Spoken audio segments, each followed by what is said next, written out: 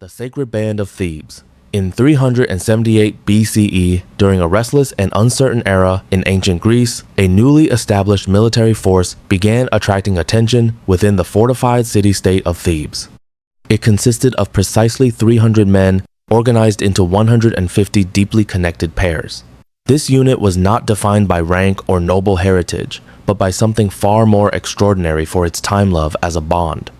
Known only to a select circle within Theban command, they trained in complete secrecy.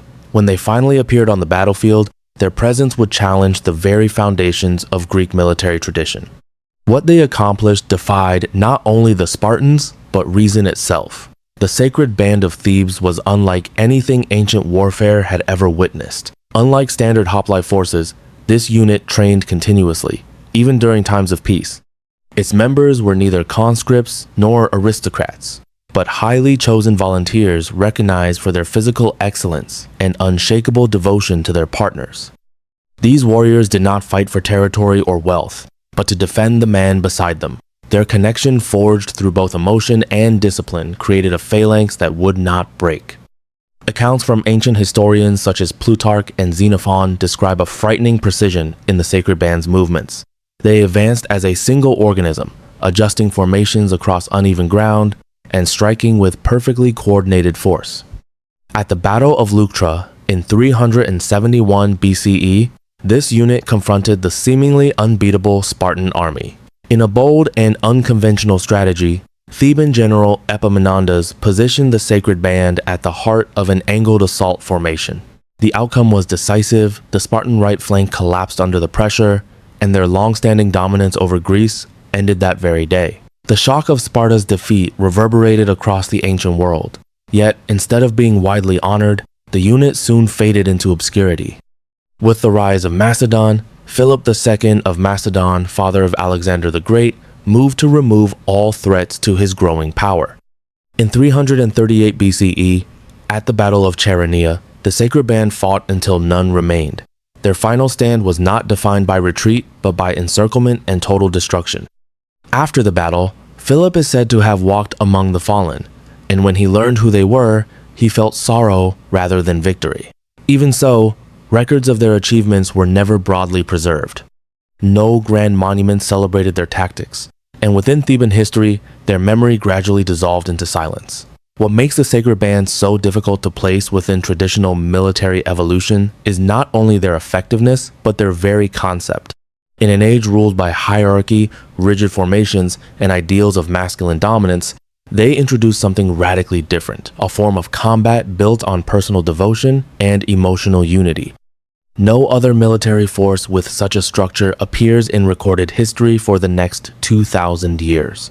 The notion of a fighting unit bound through romantic partnership remains an anomaly, defying every established model of martial organization. Today, excavations near Chaeronea have uncovered a mass grave believed to hold their remains 300 skeletons laid side by side in paired formation. Beyond this discovery, few official records endure. No military doctrine attempted to recreate them. No empire dared revive such a system. They remain a military phenomenon that should never have existed, yet once did, with astonishing success. Had their model spread widely, the psychology of warfare might have evolved in ways we still cannot comprehend. But it did not. And perhaps that silence, more than their sacrifice, is what keeps the Sacred Band a mystery, still marching through history.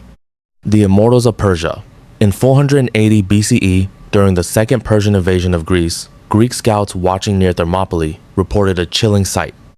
A flawlessly coordinated column of 10,000 warriors, dressed in shining robes and carrying spears that glinted in the morning light, advanced without a sound. No chants, no commands. No visible signals. They simply moved forward, always 10,000, always unchanged, as though none of them ever died. These were not legends or illusions. They were real. They were the Immortals. The force known as the Immortals formed the permanent elite core of the Achaemenid Empire, protecting Persian kings from the time of Cyrus the Great to the reign of Darius III. According to Herodotus, their name came from their remarkable continuity.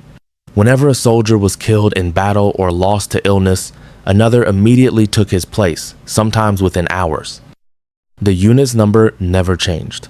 It remained exactly 10,000 men at all times.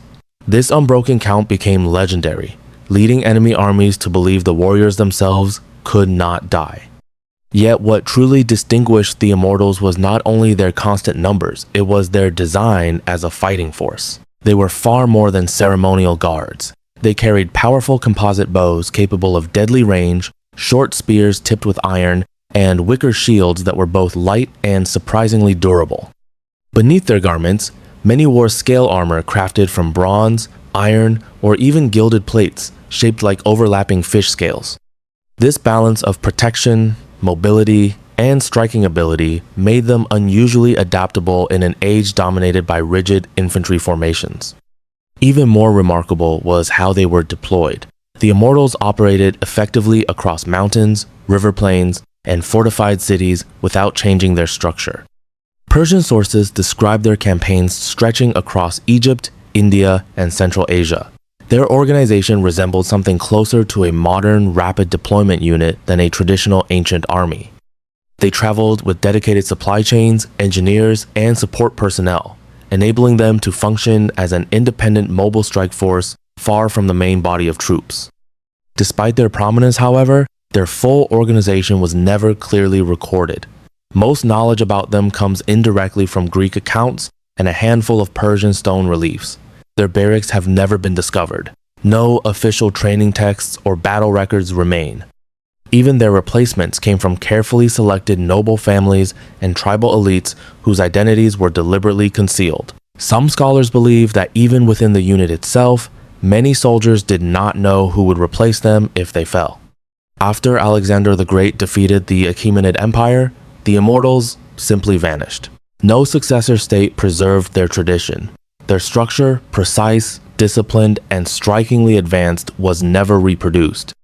Historians still question whether the secrecy surrounding them was purely strategic, or if they represented something even more unusual, a force whose origins, resources, and guiding principles existed beyond normal imperial control.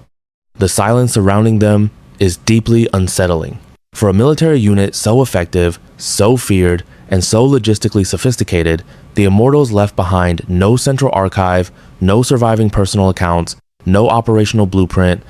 They appeared, fought with precision, and disappeared, leaving only scattered testimonies and carved stone as evidence they ever existed. If the Immortals truly functioned as described, constant in number, formidable in battle, organized far beyond their time, then they challenge everything we assume about ancient military development. And if they were never intended to leave a record, then perhaps their silence was never accidental. The Roman Testudo units. In 52 BCE, during the siege of Alesia, Julius Caesar's legions performed a maneuver that left the defending Gallic tribes in stunned confusion. As volleys of arrows and sling stones poured down from the fortifications, entire Roman cohorts advanced without breaking formation shields, locked together, edge to edge, layered like protective scales. From above, they appeared less like soldiers and more like a moving fortress. This was no legend. This was the Testudo formation, Latin for tortoise, a tactic so structured and resilient it resembled armored machinery centuries before tanks ever existed. The Roman Testudo was not simply a defensive stance. It was a mobile battlefield system. Legionaries arranged their rectangular scutum shields in tight, overlapping alignment. The front ranks held shields forward, while soldiers along the sides and rear angled theirs outward. Those above raised shields overhead, sealing the formation into a continuous protective shell. The result was a living engine of war capable of advancing through missile fire, forcing entry through gates, and approaching siege walls with minimal casualties. It was not only physically effective, it was psychologically overwhelming. Ancient writers such as Cassius Dio, Livy, and Polybius described the Testudo as one of the most formidable and disciplined tactics in Rome's military arsenal. Its execution demanded absolute coordination. A single misaligned shield could expose the entire structure. And yet, the formation was deployed again and again in the most chaotic conditions under sustained attack, across uneven ground, even through mud and waterlogged terrain. What makes it even more remarkable is its mechanical precision.